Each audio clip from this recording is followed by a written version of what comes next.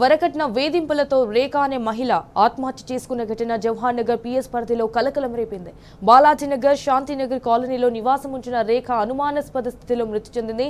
మృతురాలు రేఖకు 3 ఏళ్ల క్రితం తూప్రాన్ మండలం గౌలిగూడెం గ్రామానికి చెందిన సాయి కుమార్తో వివాహం జరిగింది. అయితే వివాహం జరిగినప్పటి నుంచి భర్త తరచూ అదనపు కట్నం కోసం ఒత్తిడి తెచ్చేవాడని కూడా రేఖ కుటుంబ సభ్యులు చెప్పారు. దీంతో భూమి అమ్మి డబ్బులు ఇస్తామని కూడా చెప్పామన్నారు. 2 సంవత్సరాల క్రితం 4 లక్షల రూపాయలు ఇచ్చామని, మిగిలిన మొత్తాన్ని కూడా ఇస్తామని హామీ ఇచ్చినట్లుగా తెలిపారు. అయినప్పటికీ వరకట్నం పేరుతో నిరంతరం రేఖను వేధింపులకు గురి చేయడంతోనే తమ కూతురు ఆత్మహత్య చేసుకుందని కూడా ఆరోపించారు. అయితే ఈ ఘటనపై ఇటు పోలీసులు సమగ్ర విచారణ జరిపి బాధ్యులపై కఠిన చర్యలు తీసుకుని తమకు న్యాయం చేయాలని మృతురాలి కుటుంబ సభ్యులైతే డిమాండ్ చేశారు.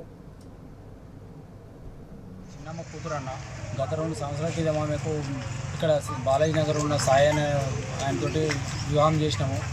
ఆయనకు అప్పటికే జాబు ట్రైనింగ్లో ఉండే, సరే మంచిగా ఉంటుంది, ఫ్యామిలీ లైఫ్ బాగుంటుంది అని చెప్పేసి 30 లక్షల కట్నం ఒప్పుకున్నాము. దానికి గాను ఎంగేజ్మెంట్ రోజు 10 లక్షల కట్నం ఇస్తే కూడా ఇల్లు మంచిగా లేకుంటే ఇల్లు పని చేయించుకుంటూ పెళ్లి వరకు 8 తులాల బంగారం కూడా ఇచ్చినాము. మళ్ళీ ఆ తర్వాత వరకట్నం కేసు కింద నూక వేధిస్తుంటే మొన్న 3 లక్షలు కూడా ఇచ్చిన నెల కింద మిగతా డబ్బులు తీసుకురామని ప్రతిరోజు వేధిస్తుంటే 3-4 సార్లు అమ్మగారింటికి వచ్చింది. అమ్మగారింటికి వస్తే సర్ది చెప్పి మళ్ళీ తర్వాత మా చిన్నమ్మ పొలం అమ్ముడు పెట్టింది. సరిగా రేటు రాకపోవడం వల్ల కొద్దిగా ఆలస్యమైంది. దానివల్ల ఇక బాగా హరాస్మెంట్ చేసి అత్త, మామ, వాళ్ళ బావ, తోటికోడలు ఉన్న కుటుంబ సభ్యులు మొత్తం క్షణక్షణం వేధించని బాగా హింస చేసి ఆమె ఆత్మహత్యకు వాళ్ళే మెయిన్ ప్రధాన కారకులు. వాళ్ళ ఇబ్బందితోటమే ఊరు వేసుకొని చనిపోయింది. 30 లక్షల వరకు ఇస్తున్నాను, ఒప్పుకున్నాను. 10 లక్షలు ఇచ్చిన చేతికి 8 తులాలు బంగారం పెట్టింది.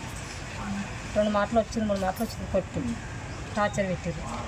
పెడితే భరింపలేక వస్తే నచ్చ చెప్పి తోలిచ్చింది. వాళ్ళు తోలిస్తే భూమి అమ్మినాక ఇస్తా అని చెప్పింది. చెప్తే ఒప్పుకోలేదు. ఇప్పుడు పెడితే అంటారు నిన్ను